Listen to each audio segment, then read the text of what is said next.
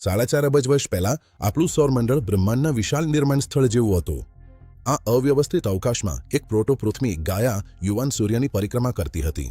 આ દુનિયા આપણને ઓળખી શકાય તેવી નહોતી. આ એક ફરતી ગોળાકાર પીગળેલા પથ્થર અને ઝેરી વાયુઓથી બનેલી દુનિયા હતી, જે એટલી ઝડપથી ફરતી હતી કે એક દિવસ માત્ર 5 કલાકનો જ હતો.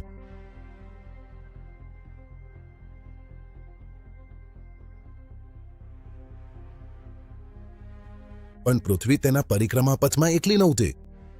L4 અથવા L5 લાગ્રાન્જ બિંદુઓ પર જે ગુરુત્વાકર્ષણની સ્થિરતા ધરાવતા વિસ્તારો છે, ત્યાં બીજું એક જગત જન્મ્યું હતું.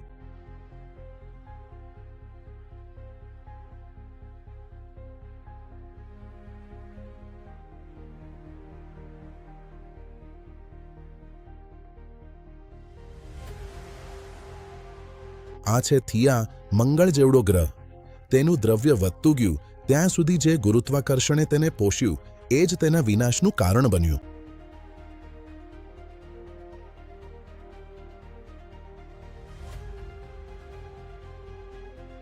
બીજા વિશાળ ગ્રહો ગુરુ અને શુક્રના ગુરુત્વાકર્ષણના ખેંચાણથી થિયા તેની સ્થિર જગ્યાથી બહાર ધકેલાઈ જાય છે. આ નૃત્ય હવે અથડામણના માર્ગ પર છે.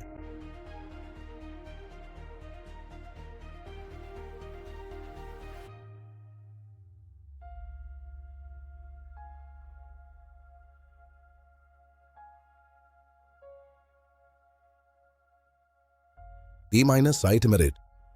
થિયા હવે આકાશમાં માત્ર એક પ્રકાશ નથી રહી. હવે તે આખો આકાશ છે. અહીં ચીસ પારવા માટે કોઈ વાયુમંડળ નથી.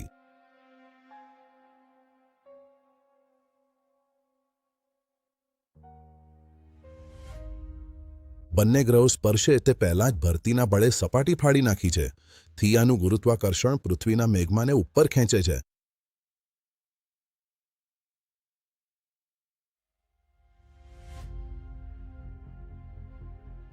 આ કોઈ વિસ્ફોટ નથી. આવી ઝડપે અને આટલા મોટા પાયે ઘન પથ્થર પણ પ્રવાહી જેવું વર્તે છે. આ સંકટમાં હાઇડ્રોડાયનામિક સંતુલન છે.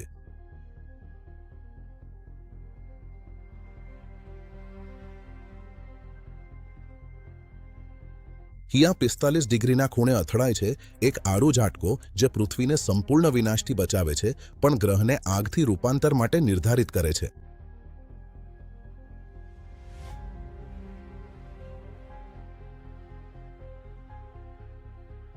જેમ જેમ અથડામણ આગળ વધે છે, આપણે લોખંડની વિનાશક ઘટના જોઈએ છે. થિયાનો ભારે લોખંડનો કોર ઘર્ષણથી હજારો ડિગ્રી સુધી ગરમ થઈ જાય છે.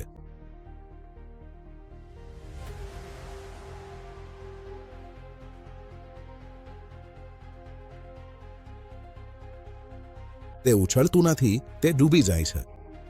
કેટલાક કલાકોમાં થિયાનું હૃદય પૃથ્વીના ગુરુત્વાકર્ષણમાં સમાઈ જાય છે. આપણા મેન્ટલમાંથી પસાર થઈને આપણા પોતાના કોર સાથે ભળી જાય છે. પૃથ્વીએ હવે એક વિશાળ નવી શક્તિનો સ્ત્રોત મેળવી લીધો છે.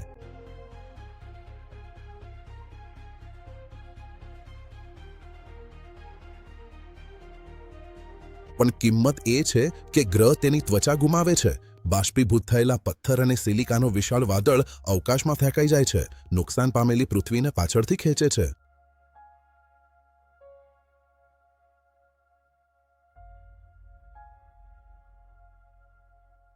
અથડામણ પછી પૃથ્વી શનિ જેવી દેખાય છે, આગના વલયથી ઘેરાયેલી. આ અવશેષોનો ચક્ર પૃથ્વીના બહારના સ્તરોમાંથી આવેલા હલકા પથ્થરોનો બનેલો છે.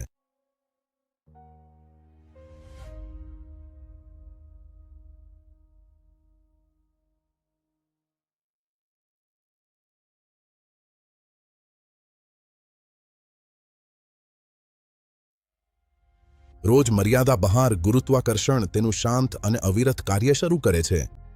જીઓલોજિકલ સમયગાળામાં માત્ર એક ધબકારા જેટલા દાયકામાં આ ગરમ રાખ અને પથ્થરના વલયનું સંચય થાય છે.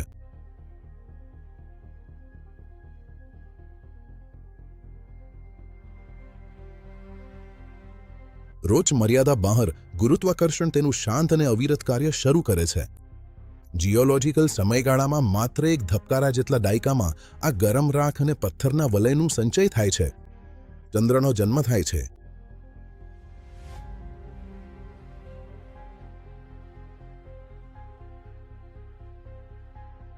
આ તબક્કે તે આજની તુલનામાં પૃથ્વીથી 17 ગણું નજીક છે, રાત્રિના આકાશમાં વિશાળ અને ભયાનક દેખાય છે અને પૃથ્વીના દ્રવ સમુદ્રોને આકાશચુંબી ઊંચા જ્વારોમાં ખેંચી લે છે.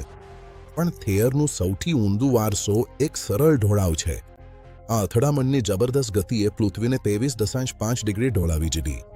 આ તે ઋતુઓનો જન્મ થયો. આ ખાસ અંતિમ ધક્કા વિના આપણું વિશ્વ કાયમી હવામાનમાં બંધાઈ જાય.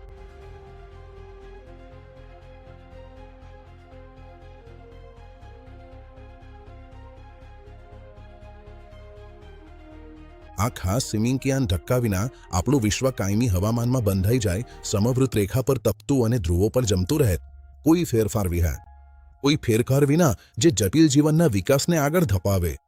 આજે આપણે ઉપર જોઈને એક મૃત સાથીને જોઈએ છીએ, પણ રસાયણશાસ્ત્ર કંઈક જુદી જ વાર્તા કહે છે. આજે આપણે ઉપર જોઈને એક મૃત સાથીને જોઈએ છે, પણ રસાયણશાસ્ત્ર કંઈક જુદી જ વાર્તા કહે છે. આઇસોટોપિક વિશ્લેષણ સત્ય બહાર લાવે છે.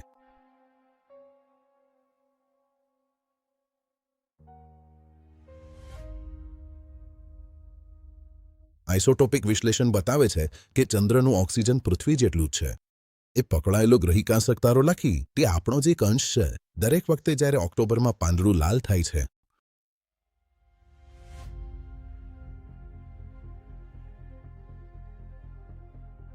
દરેક વખતે જ્યારે ઓક્ટોબરમાં પાંદડું લાલ થાય છે, દરેક વખતે જ્યારે ઉનાળામાં સૂર્ય આકાશમાં વધુ ઊંચે ચઢે છે,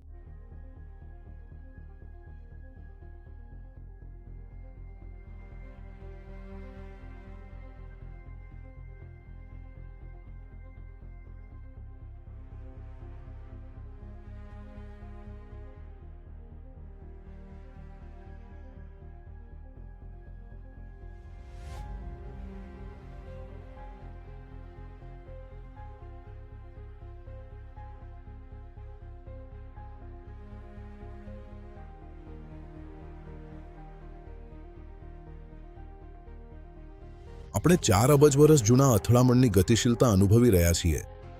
થેયર મૃત્યુ પામ્યો જેથી પૃથ્વી જીવી શકે. આપણે એક ડબલ ગ્રહ છીએ.